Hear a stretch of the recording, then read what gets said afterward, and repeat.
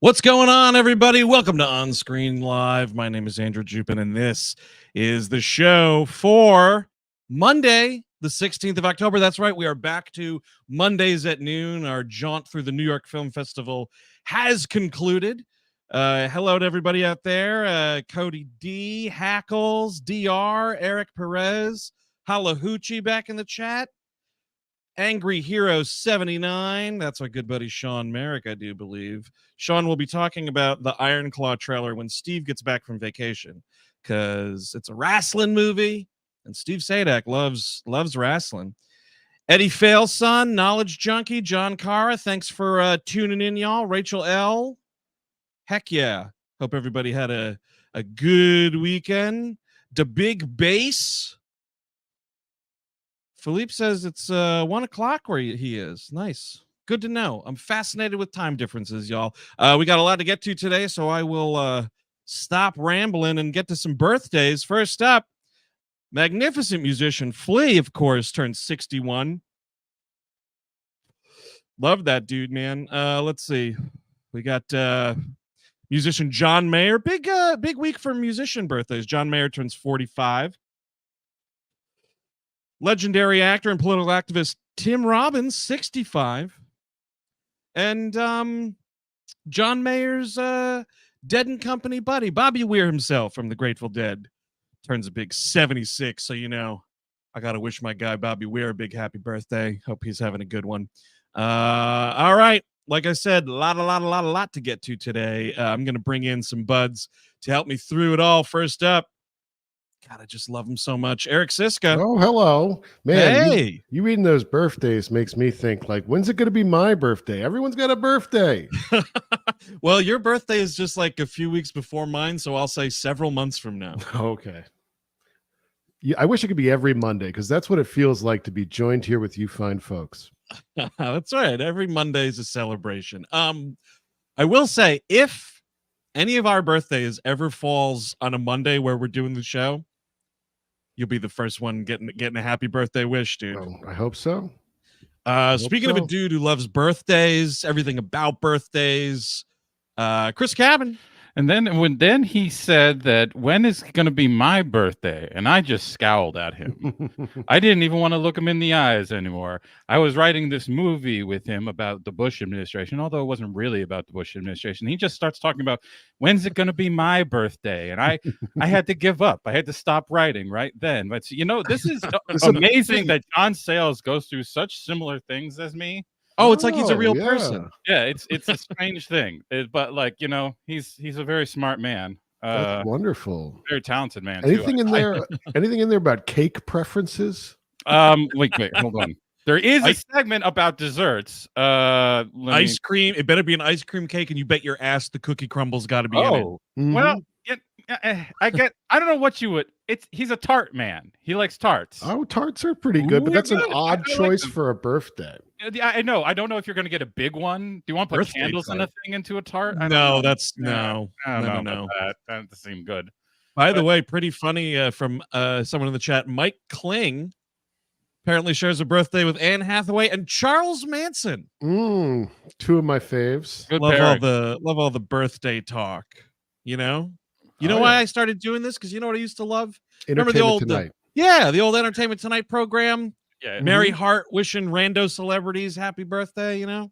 And we all saw in real time. If you were old enough, I should say, not young enough, if you were old enough, folks at home, you got to see John Tesh throw his life away in real time. Oh my God. Can you imagine being like that talented of a musician and you're just on TV? Or the opposite. I mean, if you get to do so little all week, I mean, that sounds pretty good. All you have to do is be on Entertainment Tonight. Come on, baby. That's right. So we got a lot to get through, gang. Pretty interesting week at the box office, I will say, as you can tell from all of our little nicknames we have here. So we're going to go through the numbers on a segment we like to call Highest Gross.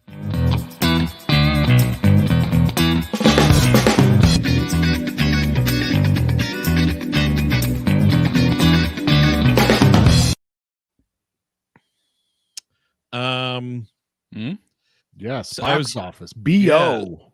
EO indeed. I was noticing someone Yeah. asking what the because we have Taylor Swift gags in our names, what our favorite songs would be. I'm gonna say one of mine is Blank Space. Gonna put that out there. I like that tune. Anything off of 1989, that's my favorite record of hers. Yeah. I am a very passive fan. I've listened to like 3 or 4 of the records. Yeah. There are good songs in there. I don't know if I have a favorite. I think, but I definitely have heard some good ones. Eric Siska. Yes, I've only heard 1989. I've never heard any other. I'm sure I've heard some songs here. Yeah, and there, you've but I've heard never. them. Really? In the ether, you know. Yeah. I assume you would be all over the folk. That seems more of your vibe. I tried to get into. I couldn't get into it. Yeah, that's fair. I figured you for a shake it off, man, Eric. That's I'll do that after this. Like you're in a public restroom and just right shaking it off. What I forget. The thing, the tallywhacker. Yeah, that's what that song's about, right? It's about like I think it's about tallywhackers. Yes, it's off her album Urinal. Yes, specific. I don't know which one was about Jake Gyllenhaal, but I remember that also being a good one. Oh wow, they're all about Jake Gyllenhaal. Oh, they are all about Jake Gyllenhaal. Okay, I was misinformed. No, if anyone knows in the chat which Taylor Swift song is about Jake Gyllenhaal, let Chris know. All right, getting to the box office figures here. First up, 5th place, The Creator, still fighting along here. Look at the numbers for this guy in its 3rd week, $4.3 million. Hey, what are you gonna say, man? It's not making its money back in this theatrical run. No, couldn't create profit. No. There's none of that being created. It's not going to create. I don't think it's even going to create a very big like VOD. It doesn't even feel like a cult movie to me. It just feels like something that was released and people were not interested. Like, and you were saying last week, dude, right? Because you saw it, it's like well directed, but like again, bad script. Bad script. I mean, it's all the same shit. Like, what was cool about Godzilla was like that you were asked to kind of like, who care, like genuinely who gives a shit about the people in a Godzilla movie, and that was a kind of the point of view of the movie. And I really appreciate that.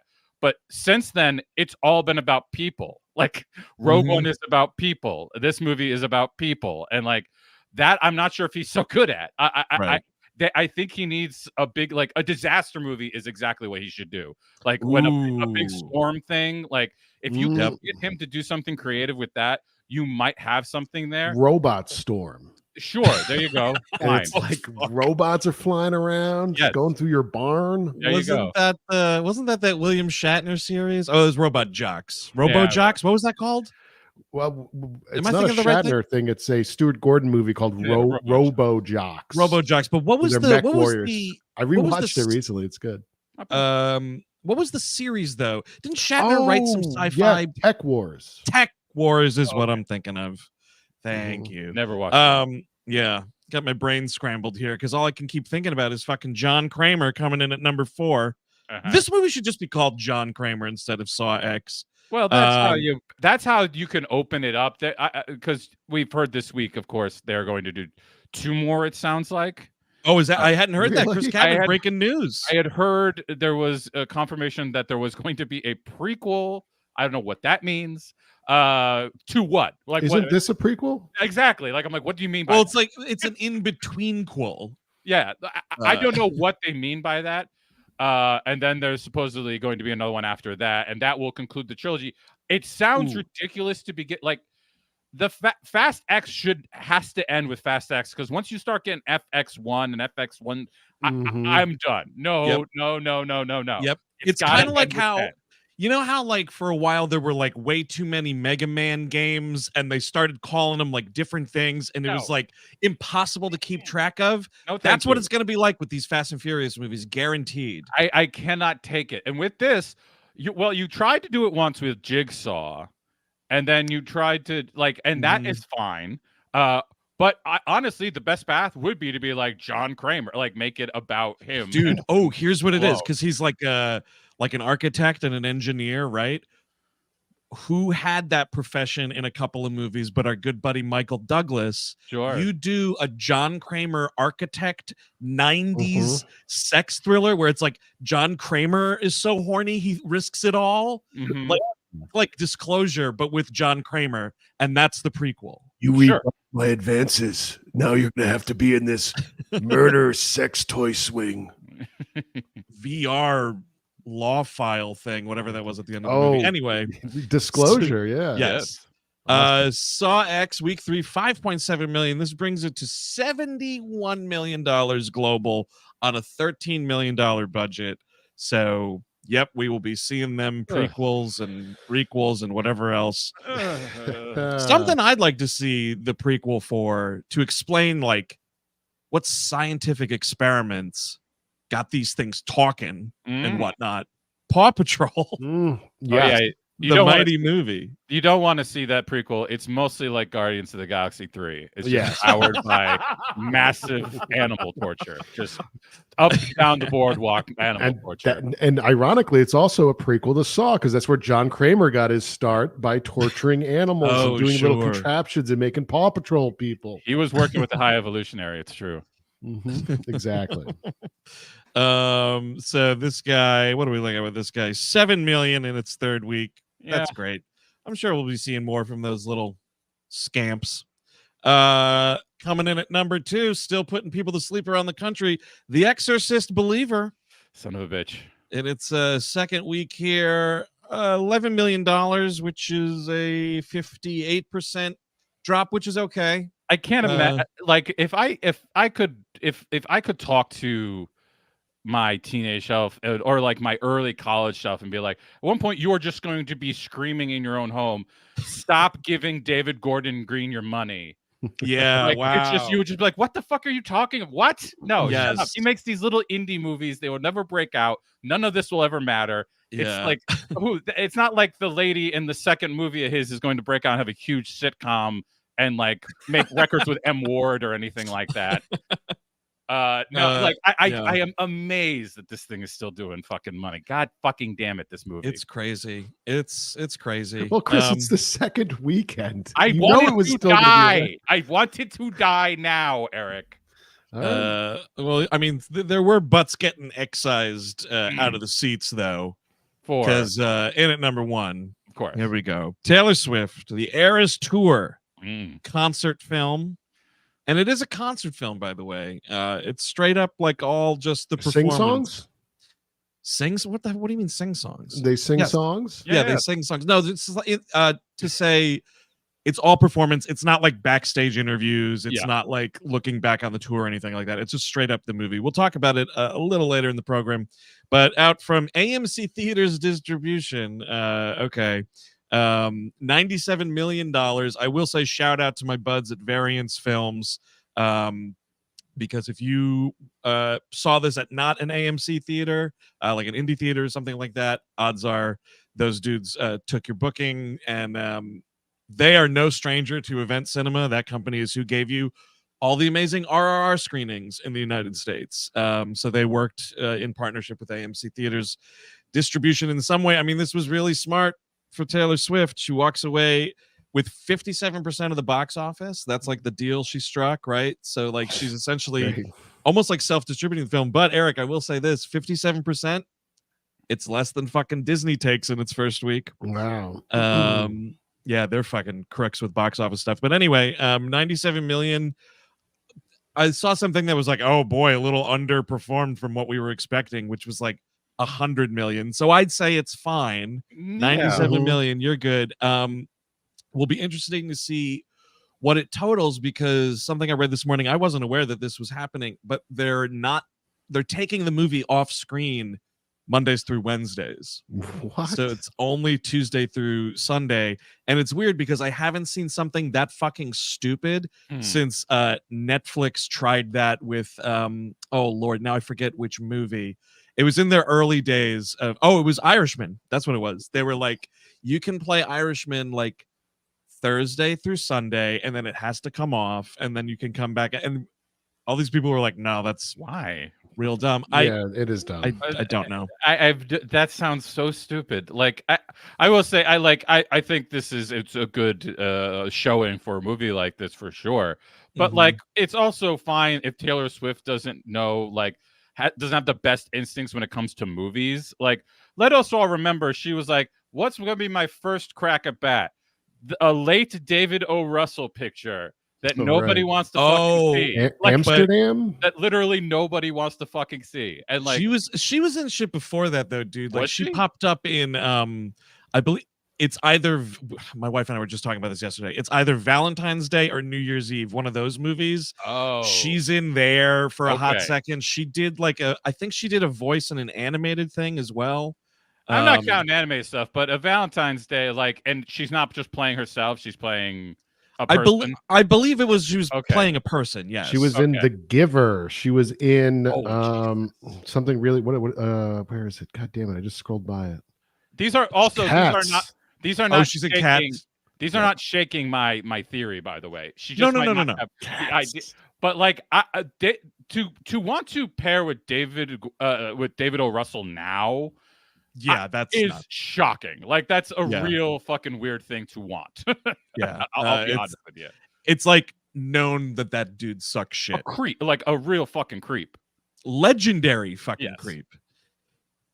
She does have a really funny death scene in that movie, though. Yeah, well, that's all I've seen of that movie. Yeah, that's all anybody's seen. It's really dumb. She gets kind of like Isadora Duncan almost, I think. Yeah, yep. She's like run down by a car. I don't know. Anyway, around the art market, we were just talking about this a couple weeks ago, and you can find our review for it on our YouTube channel. Anatomy of a Fall, the Justine Triet film, opened limited this weekend from our good friends at Neon. Did $125K on 5 screens. Wow, good movie. Good showing. Yeah. So did just want to get that out there. And speaking of spreading the word, Thursday the 26th of this fine month, October, 9 p.m. Eastern, gang, we're doing our next worldwide digital experience, they call it, moment.co/we hate movies. We're talking all about the 4th Friday the 13th movie, which is the final chapter. The final chapter, the 4th movie in like what, a dozen or so. 12? Yeah, like 12 or something. Yeah, so of course that makes a lot of sense. This is the one with Crispin Glover. That is, I think, the big selling point. Crispin and Corey. Corey is also in it, yes. But the Crispin Glover scenes are just immaculate in this movie. It's a fun movie. We're gonna have so much fun talking about it on October 26th. That's right. Speaking of that movie, this past Friday was, of course, Friday the 13th. Did you guys celebrate the holiday in any way? Did you watch any Jason movies? Of course. I saw Jason Lives at a brewery. They were playing it at a brewery. This organization that is near me called Story Screen was playing it, and it's a lot of fun. It holds up. What a great film. Hell yeah. You watch anything, Chris, or no? I had seen I watched Jason Goes to Hell again. I like that movie. Really? Interesting. That goes up a little bit more for me. Like the style, I guess I just missed the 90s style. Like there was a griping with like the gore of it, but like I like the gore of it. I think it's like eating the heart. It's fantastic. I don't know it's pretty funny. I don't know what else. Like, yeah, as far as a Jason movie goes, I've really come around to that one. Ugly people, boxy looking cars. I love boxy ill-fitting suits on men. The 90s, man. Like, it's the Jason movie that looks most like an X-Files episode. Yes. I did 2 actually. So I did Jason Lives, not at the brewery event. That sounds awesome. Just at home. And then the night before that, so actually on Friday the 13th, I celebrated 2 days, man. I was you got to do it. I did Roy the movie on Friday night, and boy, it's just a bad idea. Speaking of bad ideas, like it. You didn't reappraise it like Chris has now loves Friday. No, I mean it's funny, but it's stupid, and to just have some guy, and that's where the leap happens, right? That's where Tommy Jarvis just jumps into becoming an adult, and so timeline wise, all of a sudden the movie's like somewhere in the mid to late 90s, and it makes no sense. I don't know how you biff stuff like that. You know what I mean? I mean, the thing about movies like that is that, like, I was thinking about this weekend because I also watched. We don't have to talk about it really. That Totally Killer movie on Amazon. Oh, sure, yeah. Mad Men's Kieran Shipka. Sally Draper. Yeah, Sally Draper. Yes. Yeah. and like I was like watching that, and my thought was like, there's a reason I like any garbage movie made in like the 70s or 80s that is just like documenting the world around you versus these like digital images that just don't have any like pressure to them. They don't have any like anything to, and like I really like Totally Killer is a fine if you're just looking for like gory, like not even that gory, but like a stupid little throwback 80s thing. It's fine, but like I can't like it like I like even Roy the movie, which is like one of my least favorite of these movies, because it just looks better. Like the image, even a shitty image made on that kind of film looks so much better and so much more composed, and like the lighting of it just makes more sense than like any of this. And like I can't even enjoy. I tried so hard to just enjoy Totally Killer, and I just was checked out the whole time because none of it meant anything to me. The flat digital cinematography coupled with like bad lighting is a real problem. I would say like plaguing horror right now. There's so much coming out that like I'll give stuff a shot on Shudder, and I'm like, this looks awful. It looks absolutely terrible. And I can't get into it. There's just something my eyes and my brain do not agree to play with that. Things are going to keep getting worse. Okay. And one day someone's going to look back at that movie and be like, God damn, this looks good compared to what we got now. When everything's shot at 120 frames per second. Exactly. Perhaps, but I really don't know. I think the world dies out before we get there. That's my thinking. That's Chris, really when do you think? Next week? I'm not giving you a date. Come on. Come on, we can play dates. You always know I'm not giving you a date. I'm not a prognosticator. I'm going to say the 27th of this month is when the world will end. Yes, this month, and the day after our great event on Friday the 13th, part 4, the final chapter, our digital worldwide experience where we're talking all about Friday the 13th 4. It's going to be so much fun, and there's a Q&A afterwards, and it's on demand for 7 days after. So if the world is still here, which it probably won't be, you can watch it. This is a good way to convince people to come. It's your last hours on this earth. Abandon your loved ones and those you have not spoken to for many, many years. No. Abandon all of that. Spend it with us to talk about Jason. We're the loved ones. Sure. Jason's a loved one. I see. We're loved ones. Okay. Got it. Yes. Okay. Got it. All right. Understood. Yeah, I don't know.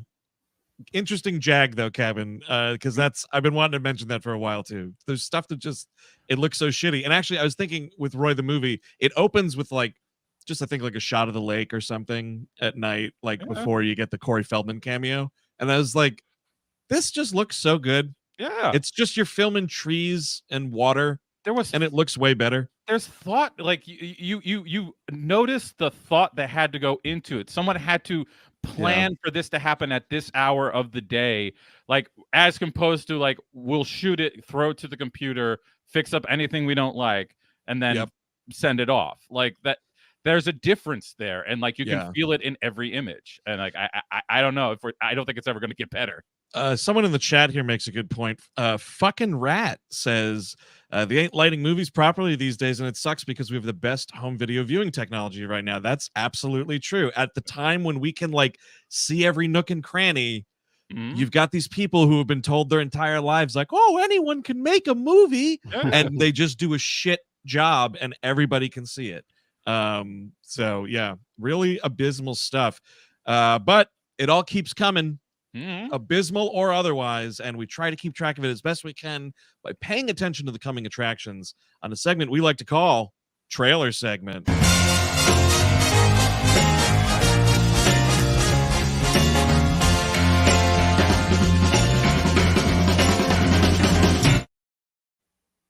Now, can I tell you the best part of my experience going to see The Exorcist Believer was the trailer for this movie. Oh, really? Yeah. I have not seen this yet. I don't know what this is. It looks like he's a Candyman-esque figure. Is that right? Oh, dude, if only there were paranormal activity involved, but it's actually way funnier. Ayer? It's the new David Ayer movie, folks. Oh, no. It is The Beekeeper. It's coming out January 12th. Oh, boy. Do you see the writing credit? Go for it, dude. Yeah. Kurt Wimmer. Oh, That's baby. right. Yep. My Ayer Wimmer combining powers for this Look at movie, The this. Beekeeper, with Statham. We're now making Suicide Squads out of production staff. Yeah. Oh man. No. Yeah. Okay. Now I have to see it. Even before seeing the fucking trailer, I got to see this thing. If we got Kurt on it, I need to see. I knew you'd be down for it, dude. Now, Complete us, of course. I gotta say though, it kind of chuffs my ass because a January 12th release date, it just skirts by worst of 23. So if we want to address this movie, it's either emergency episode or we're waiting until next January or something like that. Damn. But anyway, folks at home, if you would like to watch the trailer along with us, of course, the information is in the below area here on YouTube. Speaking of which, remember, you're sitting here watching this, folks, either live or on the replay. Like this video. Shoot us into that algorithm, will you? And Shoot us into the algorithm. Into the algorithm, Eric. Both. Not like Oswalding you on the street. No, don't let them do that. So yes, this is a Jason Statham action movie. Guess what? It's an action movie that's saying something, and Good. that's the best kind. I can't wait. And I'll tell you right now, Chris Cabin, trailer before the trailer. So gird your loins for that. But all right, everybody, hope you have it pulled up to watch along. The Beekeeper from David Ayer in 3, 2, 1, go. Oh yeah, he's got a hat on. Official trailer. Official. Thank God. Official trailer. Oh, the lion. Yep. Oh, Miramax. Dude, this it's some sort of media company now. Imagine not changing that name. That's you hilarious. have to change that name. It's named after the fucking monster's grandparents or parents or something. Parents, yeah. Uh-oh. Oh boy. So I believe this is Felicia Rashad getting grifted here by I don't know, telemarketer type shit. Mm-hmm. Oh, I hope so. Have we found is Patrick in here? I don't know, man.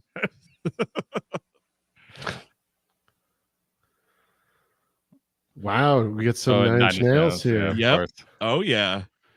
So he is burning down this telemarketer office. This is what's happening. Sure, that's good. That's not bad. That. Is that Jeremy Irons? It's Irons, dude. Oh no, he's like the heavy. Oh boy! Right, so he blew up a telemarketing office. Mm-hmm. Mini drivers in it. Yeah, Mini driver. Jesus. Oh, you should take on another scam company out there, MGM.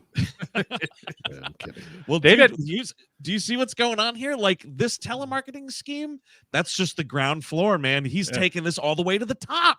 Well, yeah. Wow, my fingies. He just cut off a dude's fingers in a bandsaw. That's pretty cool. And I love how he's dressed. Oh boy! Oh my god! Oh, yeah, that's gonna be bad. Yeah, dude. Right? You can see why this was the best part of Exorcist Believer. Yeah, I'll be checking this out. I also like how they dress Jason Statham to be like he's an everyman. He's a dude on a mission. He's got that hat on, and a man. hat. Yeah, but eventually he will. I see suit. He's going to change into suit eventually. Well, because he's getting to DC at the end of this movie, dude. I mean, obviously this trailer's showing us way too much. I mean, you also have to do John Wick lighting, as you see. I mean, he's going to quite a lot of it. He's going to storm the Capitol. You're saying? Ooh, maybe. He does look like he's near it. He is getting to the bottom of something in this movie. Oh, wow. Irons really hamming it up here. Is that a Joker? This woman with this huge Gatling gun, like this shit is crazy. Oh, wow. Wow. Lighting a person on fire. Blowing up a gas station. This was like the only way they could figure out how to adapt that article that's like, if the bees die, we die. From way back when. They're like, how do we get this into theaters? How do we do it? And here's the Hollywood version, and it's not. It's got none of that shit. There was like an adaptation that went on between then and now. Adaptation the movie, and then like now it's just this. It's an action movie. That's insane. That's nuts that happened. The credits have to be like, loosely based on that B article. It's a book too. The Earth Without, I forget the name, but yeah. I've got no clue. I didn't really know the article you're talking about. I was just letting you go. Yeah. Anyway, so yeah, my buns will be in the theater for that stupid shit. Absolutely. And I gotta say, dude, just compared to like another Statham movie from a couple weeks ago, unlike Expendables 4, there's like a few at least real explosions in this movie, and I don't know. It's probably better than Expendables 4, right, Eric? It would have to be. Yeah, it has to be. I can't see that. Even though I think the strength of that movie is when it just becomes a Jason Statham movie and we forget the Expendables. Yeah. Yes. Oh, yeah. Okay. Gotcha. Well, I guess we'll see. So looking forward to that in a, ironic for the show kind of way. But anyway, a couple of movies to chat about here. Like we said, the festival, the New York Film Festival, that is, wrapped up yesterday. But we saw something on Friday morning that we wanted to talk about before closing out the coverage of the festival, and that was the closing night film, the new one from Michael Mann, Ferrari. Chris, you and I checked it out, and I know we're both riding high on it. Well, you want to take us away here? Start us off? Yeah, I mean, I think it's funny. It's not exactly like Michael Mann movies I've seen before. It's a little bit more. I think he's getting older, and like he's kind of not doing it. Like it's Black Hat is like genuinely experimental in ways. Like I still got to see it. I love that Black Hat. Really great movie, and this is much tamer. But the things about it are very Man-esque. Like the idea of like as a portrait of masculinity and like bucking against what's good about it and what's bad about it. And control versus letting go and like opening yourself up. These things are all there, but it's in a much more acceptable. Like I can see people just being able to walk out of the street and see this movie and not have any like, oh my god, as compared to Black Hat would be like, what the fuck was that? Hacker fucking action movie? What? No, absolutely fucking not.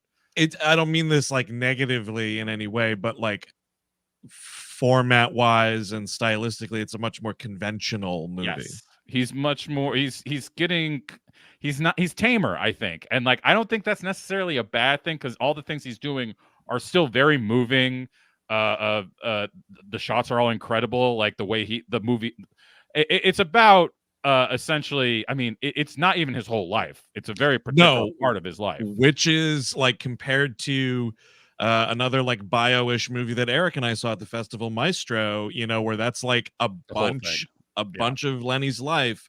This is like 3 months in the life of Ferrari. It was essentially from when Maserati took the title for fastest car until they took it back. Is essentially the time period of the movie. Yes.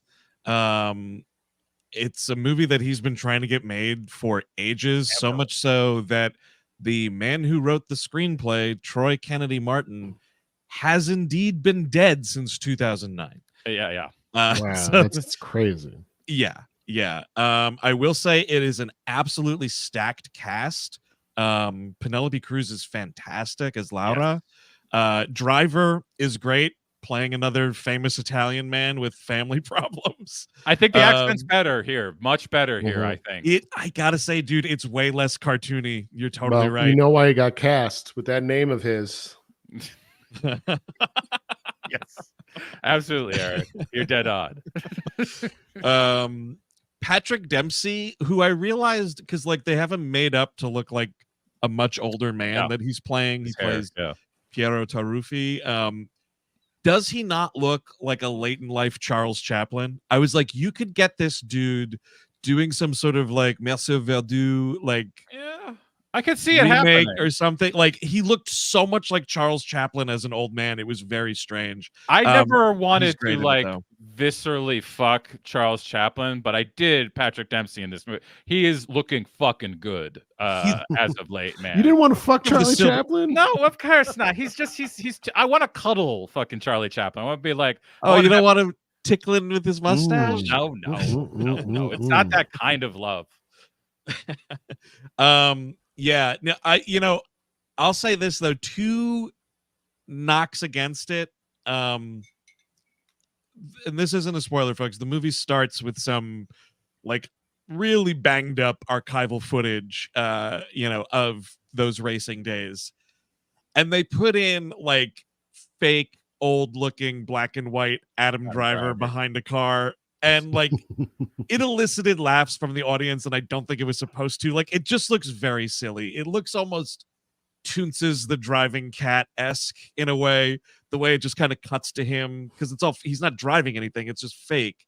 So that's kind of bad. And I will say, I did not care for Shailene Woodley as Lena Lardy, the mistress. I mean, acting wise, like the emotions and everything hit, it's all great.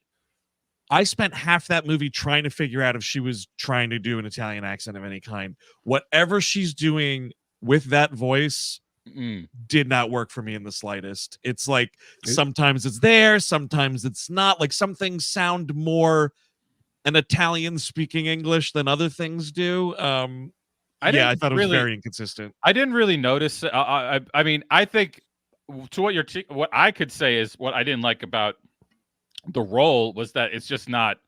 It does speak to, like, I think Penelope Cruz is her character is one of the better female characters that have been in a Michael Mann movie. He's notorious for not doing great on this one.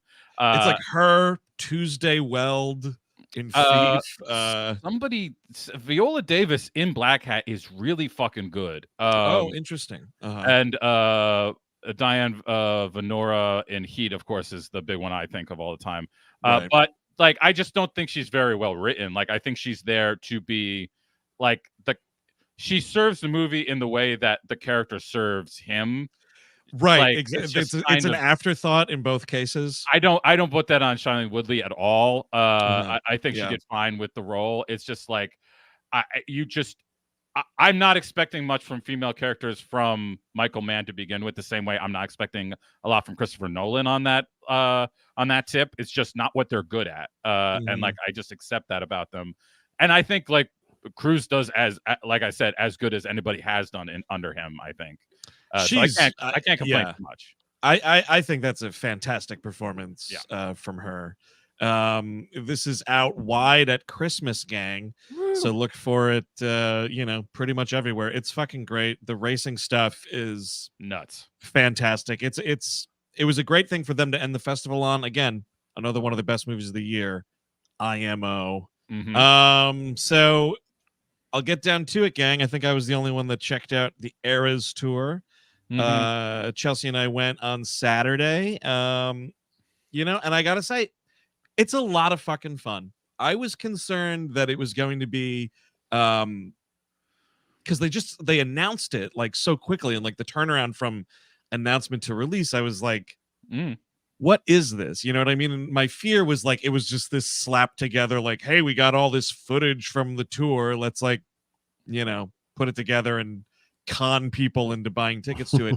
But it's actually an incredibly well thought out and directed performance film. I mean, she's fucking amazing. Like, regardless of, how big a fan you are of her music, or maybe you're not at all, like, she is a performer. And that whole thing, the whole concert, the Eras tour concert, was so theatrical and big, and just that really awesome, like, stadium arena music show that sometimes is just really fun to see. And seeing it in IMAX was great. And it was, we went at noon on Saturday, so there was a lot of like little girls, friend groups and families and stuff. And at first Chelsea and I were like, oh god, what have we done?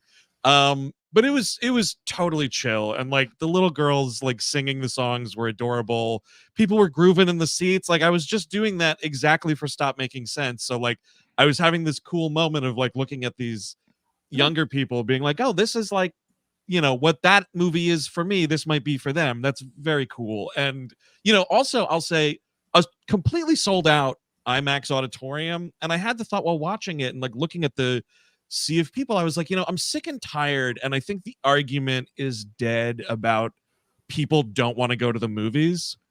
It's not true. People just want to have things they want to see. Exactly. So, it's like, it is up to the fucking studios, man. You all have to be doing better once you end the strike. As far as like what we're putting out, because people want to see stuff. People want to see something that different. engagement. Now, can I ask you how many costume changes we got going on this one? Oh, I think there's 10 eras, and she's got a different costume for every era, I think. And did you do that on tour too? Like to run backstage and I think so. I mean, I think that was that's the show. What you're watching is much like Stop Making Sense was 3 nights at the Pantages Theater. This was 3 or 4 nights at SoFi Stadium in Los Angeles, where I think the Rams played. And so it's all like really well thought out camera choreography and everything like that. But yeah, what they, the magic of the movie, right? Because like the tour itself, like when you were going to this, it was the same thing every night, right? In every city along the way. Mm-hmm. So like when you were actually there, it was like over 3 hours, and part of that was because of like costume changes and shit. You're watching this, and like it's the the magic of editing. That stuff's all cut down, so there's none of that downtime. Like one era ends, and then she comes back like after a quick transition, and she's in a different outfit, and the dancers look different. It's a different set and everything. That is kind of my gripe, like, I mean, I didn't feel it, I guess, in the theater, but it is like 2 hours and 40 minutes or something like that. Like, because it's the whole darn thing, I'm right here on IMDb, the best source of everything you need. Not on Swiftopedia? Are you on? I am on Taylor Swift era's IMDb under goofs. Listen to this. Goof. Okay. Taylor's hair position changes between shots throughout the whole film. Over the shoulder in one shot, behind the shoulder in the next jump shot, for example. Oh man! 7 people found it helpful, and 14 said it was unhelpful. Those 14 are right. Can you just imagine like David Bordwell like getting the shots up on the screen and being like, "Well, yeah, that doesn't really make sense right there. I don't know about that. No, continuity." Look, you switch the angle like that, it means 100 different things. You're like, no, it's that's what I mean. It's ridiculous to think about it that way. But I will say about the release, I think she's doing something. It could really have gone either way, and I don't know exactly how the box office, bears this out. But it is smart to do something like this when people are still, because the thing is still going on, correct? No, I think it's. Did it just end? I think it just ended. Yeah, because that's a good way. Like, while it's still in people's heads, to release it like that and be like, no, don't wait to like have it be a victory lap in a year, because people I don't think are going to go out so much. Yeah, it's smart because the stadium tour has been like advertising for the movie as well. And the thing is because by then, a year out from now, you're going to have like, I don't know how I'm sure there are people like watchdogs on this shit. But like YouTube clips of her performing, stuff like that is going to become fine. That's enough for a lot of people to just watch like clips from the computer, or like if you can I don't know if you can download like actual sets that people like record somewhere. Maybe. I don't know if you can get her on the. I don't know if you can get her on the boot like Dead and Company. I don't know if that would be really funny if they had like a Alicia's picks, not Dick's picks. No, like. Because it could have gone the other way. Is that like people are just like, I just did it. I don't want to go back and see it like that. Sure. But like, I think it was smarter to just like, yeah, one last go. We just finished this thing. Let's do this as a stamp. Like, and that way, because I do like the Beyonce docs where they do the behind the scenes stuff. I think that's sure.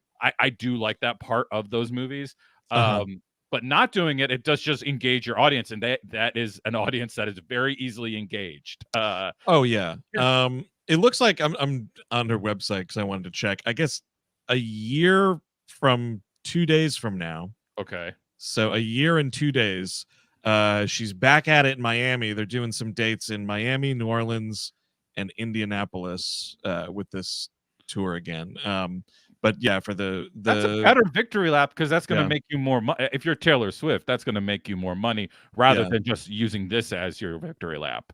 Well, also I would think too, as far as like, I just saw it or whatever, like for a lot of people, like, they paid $600 for the worst seats of their life just to go. Yes. And so like, this is like, I mean, you're right there. Yeah, you know what I mean? And you're seeing, I will say another thing, props to the director, Sam Wrench, who this is not their first rodeo with concert film type stuff at all. You look at the laundry list of stuff on IMDb, but does a decent enough job at like featuring the other musicians. Like there are a decent number of shots where like it's musicians and Taylor Swift is not in the frame, so it gives time to the dancers too, which is really cool.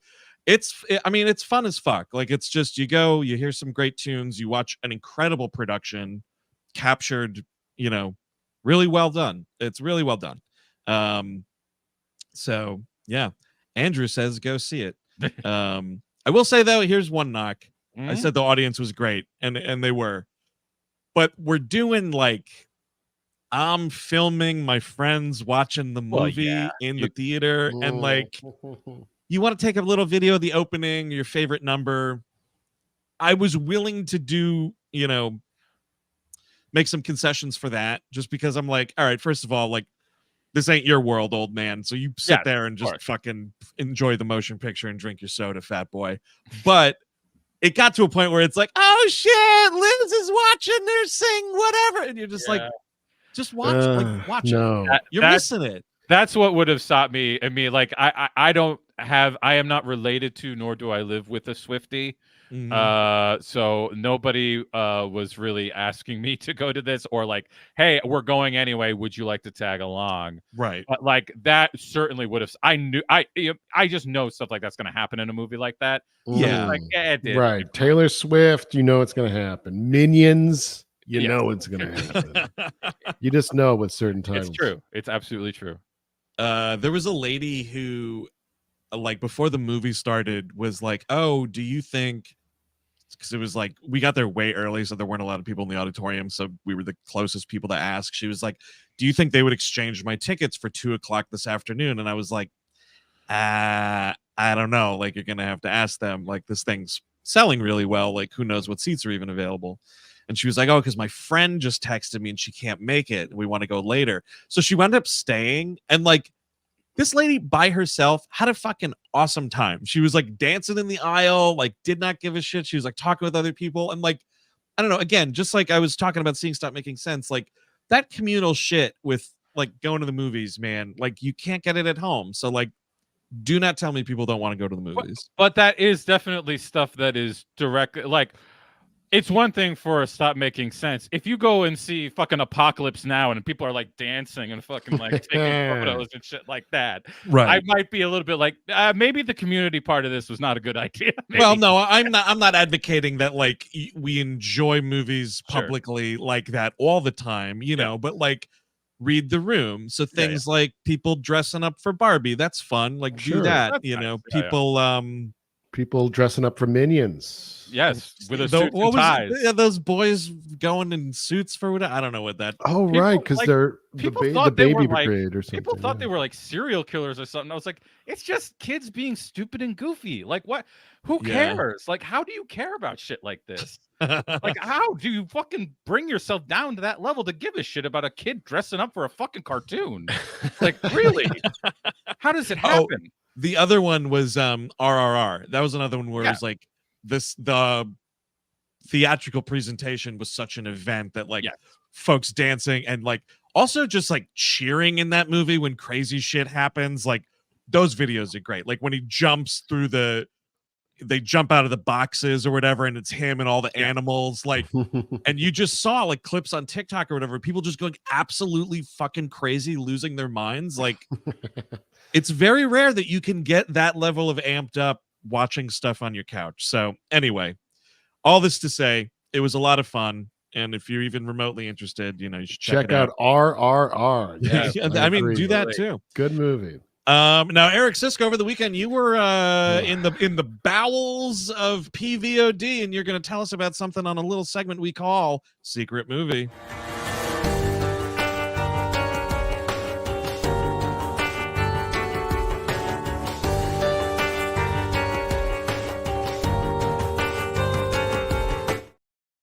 Yes, my movie, should I choose to watch it this weekend, was Mobland.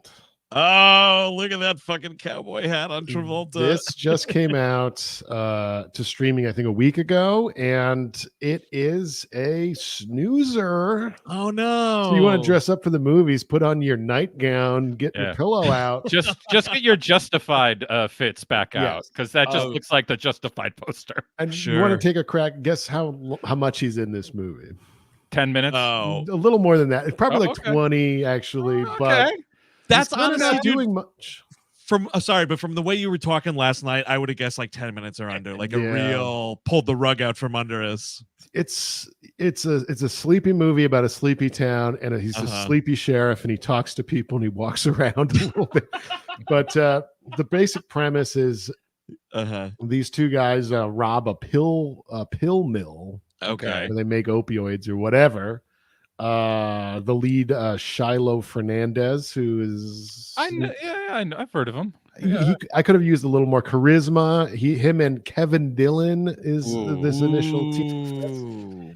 Kevin Dillon looking how like thin is the his Kevin Dillon's like mustache or goatee? he looks exactly like he does in Entourage, wow. but a little older. So much so that you can really see that leathery skin. Like a California sun ain't too kind on poor Kevin Dillon here. But he's in the movie even less, so that's fine. You kind of get out of the way with Kevin Dillon pretty early. And then the New Orleans Mafia sends an enforcer up to figure out what was going on with the pill mill, played by Stephen Dorff, who steals the show. And he's actually really pretty good in the movie, given the fact that he's been given like a cliche role that is he the heavy know. Is he like the ringleader? He's like the bad guy. He's like the badass. He wears all black, this, that, and the other. But he's good in the movie for what the movie is. And I don't want to spoil it necessarily, so I won't. But okay, that's good. I guess I'm done talking about it, because it's I wouldn't really recommend it. It's kind of boring, to be honest. But if you're a Stephen Dorff head, and if you were waiting for that Dorffissance that never fully manifested, it's worth a spin for him alone. Everybody thought it was going to happen. At least I thought it was going to happen with Somewhere. I really was like, here we go. And it deserved to. Yeah, it deserved to. Deserved to. And I thought it would happen with, what was it? Mobland? True Detective Season 3. Thank you, Chris. Yes, True Detective. He's really good in the third season of True Detective. Right. He's very good. What is so you mentioned the New Orleans Mafia, and that leads me to ask one question, because I was ripping on Shailene Woodley and Ferrari. What kind of accent is Travolta putting on, if any? Kind of nothing. Oh, really? Okay. Yeah, maybe there's a light affectation that I didn't really. He's not like Travolting it up. He's not like aggressively Travolta. Okay, he's kind of like mild-mannered Travolta in this, and I kind of like not mild-mannered Travolta. Actually, it's a nice spice, and he actually is good in the scenes he's in, but his character's kind of just whatever. But he's not hooting and hollering, and he's not talking like Foghorn Leghorn. He's kind of playing it straight. Okay, because that's what I see that cowboy hat. I see New Orleans Mafia being mentioned, and I just think like, I guarantee. No. Stephen Dorff's the only one that's actually from New Orleans or whatever, but he's not even doing a voice. Got it. I mean, it's amazing to me. Saban Films has like whatever William Sadler was holding in Demon Knight that whole time. They have that for John Travolta. Like, he's just had to deal with whatever they've got. Like, and I don't know if it's a production contract or whatever. It's just even-handed. But every time I see one of these shitty movies, it's a Saban Films. And I that shitty ripoff of The Wolf of Wall Street he did a couple years ago was Saban Films. Oh, really? I think it was Saban, by the way. Saban? They're the Power Rangers people. Oh, yes. Okay. Oh, that makes sense. It's been forever with him. They've been doing these movies. What if it was like whatever that first movie was that he did with them, and then he was like, yeah, that sucked, let's get out of here. And then they were like, oh no, John Travolta, you didn't read the fine print. You have to make 10 films with Saban. 25 at this. I mean, it's a lot. But yeah, this I don't know, Eric. I'm glad you went to see this because I'm definitely not going to do this as much of a dwarf head as I am. Right. I went to see it on my sofa. You know, there's a rental. You can stretch But, out. Yeah. Ooh, you had the best seat in the Also, house. I'll say Travolta looks fucking great. Bald. He's He looking does, amazing. right? Yeah. Yes, big time. Dude, I wish someone had like gave him, you know, that wisdom years ago. It could have Seriously. saved so many movies from these bad pieces that he's got. But who is the bald man who is going to tell him that the way that Pitbull would tell him that? That is, by the way, why he did it. What? Yeah. If Well, Pitbull you know was who like, hey, do it. it should have been. You know, at the time, all those years ago, it should have been fucking Bruce Willis. Be like, look. I mean, I was really hanging by a thread with Die Hard with a Vengeance, and it was embarrassing. And I just started shaving my head, and I have all this confidence. I'm in all these movies. It's great. John, you got to do it too. It'll change your life. Yeah. But he probably still thought of him. I mean, it's back in the time when they're like actually going for the same role. So he's like, don't steal my gig. Oh, that could be. Yeah, you're not wrong. Because, you know, no shade to Bruce, but Travolta has turned in, I think, some pretty stellar performances over the years. Even So. in my head, I would Yeah. say, as far as those guys, like those kinds of characters. But like, I mean, I think to the accent thing too. Like, I just think he got all the New Orleans Southern accent out of him with a love song for Bobby Long. Oh, is he doing it in that movie? You have no idea the accent. He is doing an accent that would not get past any kind of censor at this point. It is horrible, and that was like the last thing Scarlett Johansson did before she was like, "Oh, I'm a star. I can just do whatever I like." What was that? Who directed that movie? What is it about? I remember the title. It's just like an indie drama that like went nowhere, like a father-daughter reconciling kind of thing. Oh. Snooze. Yeah, not great, not good. Total snooze. Well, Eric, I've been dancing around it, but I think you saved me a watch, my friend. I'll put it that way. Because also I was looking at it. Do I have the numbers right? It's like just about 2 hours long. Yes, it's way too long. If it was 90 minutes, I'd probably say check it out. Yeah. Oh, there we go. All right.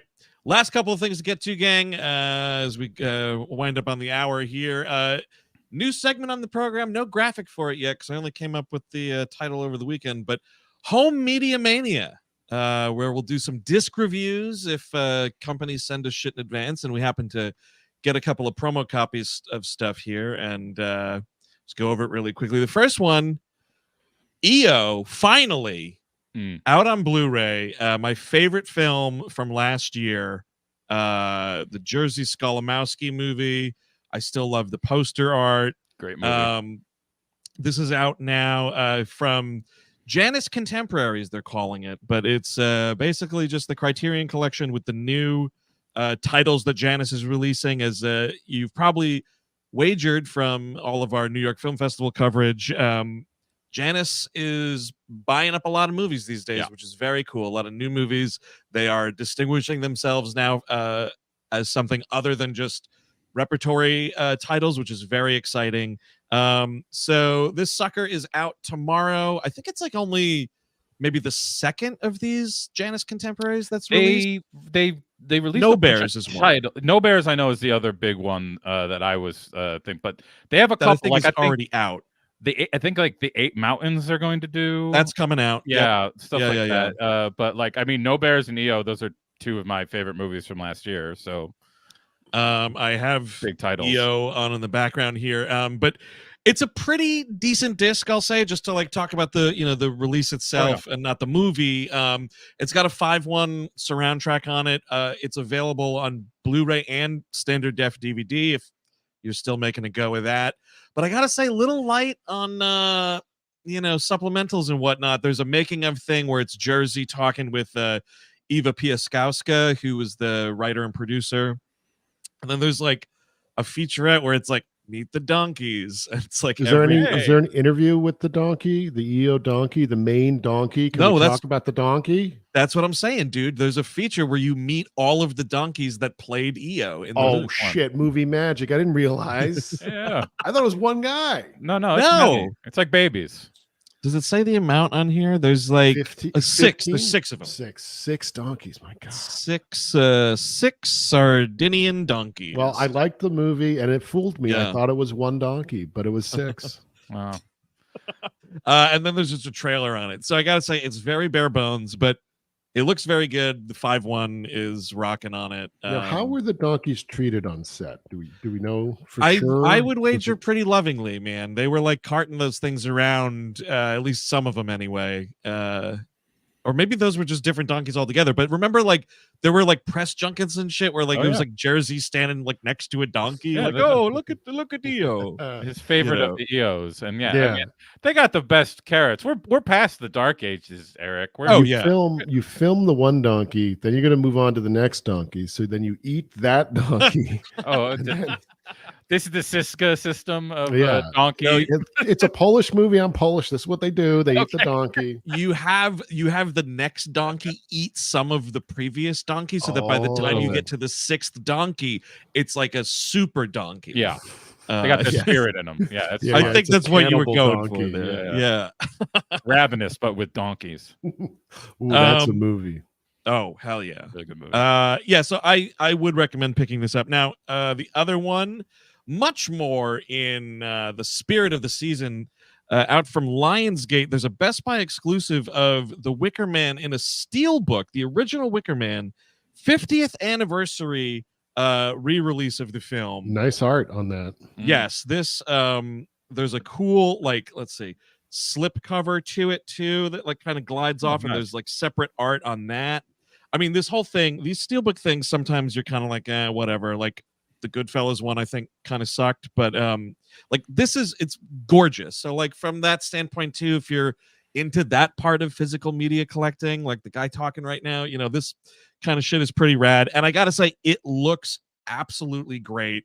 It's got a really solid mono soundtrack. Now, the weird thing about it though is like it's like this final cut, which is about, I think it's like maybe a few minutes.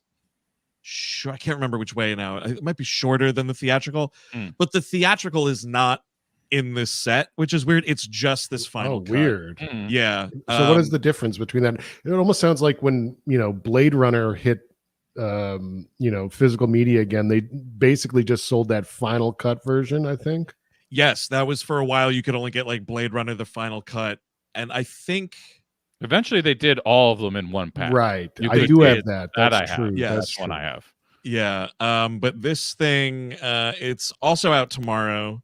The cool thing about it, I will say, it's chock full of supplemental stuff, including a thing that I'm such a sucker for.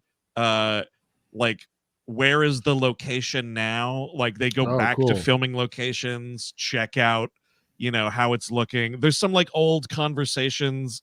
Like, there's a Robin Hardy interview from 2013. There's a thing from, what year was it? Oh, it's 1979. It's Robin Hardy and Christopher Lee, like on some TV show, I think. Like, so it's packed with stuff. No commentaries or anything, but it's a really gorgeous looking release, really solid mono soundtrack.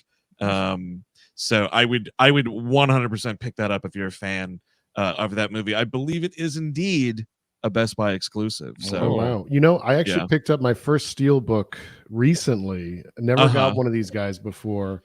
Scream 6. And steelbook. Yeah, it's got really great art. It's the subway is all over that steelbook, so it's kind of a cool theme. That's cool. Thing. Yeah. And I had no idea they were so nicely packaged, these steelbooks. So I want to get into them. Yeah, it's a pretty sweet thing. There's often like, alternate art and things like that. Especially, I mean, we were just talking about it, I think on our Exorcist We Love Movies episode that's out now on Patreon as we start rounding out the program here and plugging things. We go on a rant on that episode about just the absolute awful cover art that's on the 4K release of that film. Not good. Right, yeah. Really heinous shit. So like this, like steelbook stuff is kind of oftentimes the opposite of that. It's like it's alternate poster art that's actually kind of well done or funny or depending upon the movie. But yes, released last weekend, in case you missed it, Exorcist We Love Movies out now on Patreon. Hell yeah. As we still try to wash the stink off of The Exorcist Believer. Instead, we talked about a good movie, and it's a big. Correct me if I'm wrong. This is a big honker, right? This is like It's a a big 2 hour, 2.5 hour episode. Yeah, something it's a like big that. boy. Yeah, it's like maybe 220 or something like that. Nice. But yeah, it's a big one. And out also last week, if you missed it, folks, it dropped on Friday. Animation Damnation, all about Korn coming to South Park. I was trying to think of the name. Halloween of the Extravaganza, something like that. Korn's, whatever the fuck. It's Groovy. There it is. Yeah, Groovy's groovy Halloween, whatever. The point is, Spectacular. talking about that episode of South Park, really great, going back to nearly 25 years ago. Our histories with South Park, how we haven't watched it in like 15 years, or at least I hadn't. Yes, and of course we get some stuff wrong, but we're all a little wrong, aren't we, folks? Did someone tell us we got something there was wrong? like ripped from the headline stuff prior to around 9/11. So oh yes, I did see someone said that. I forget what the episode was. People were out there correcting the record, but you got to do it. It was still an interesting reevaluation of South Park. I hadn't seen it for so long, and I had more laughs than I expected. Definitely. I enjoyed it enough, folks. I'm fine with it. I laughed almost as much as I did watching Exorcist Believer. But as it is Monday here on the program, our week is just getting started in the WHMU.